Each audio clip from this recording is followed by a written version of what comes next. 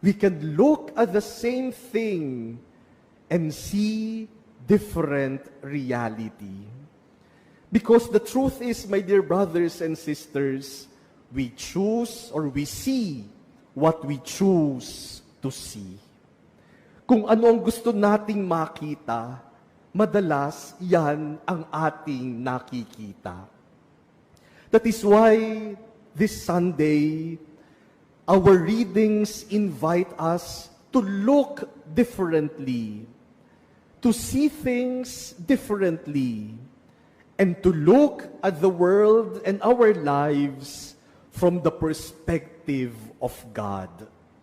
Kung titingin tayo sa ating buhay, sa mundo, sa ating kapwa, sana ang gamitin nating pananaw ay yung pananaw ng Diyos. Because even God looks differently. Kakaiba ang pagtingin ng Diyos.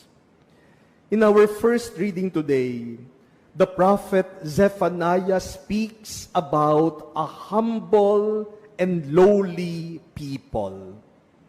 And yet even though these people are humble and lowly, they are great in the eyes of God. Yung mga taong walang halaga sa mata ng Diyos, sila ang dakila. Why? Because when the humble and the lowly look at life, they see God. But when the proud look at life, they only see themselves.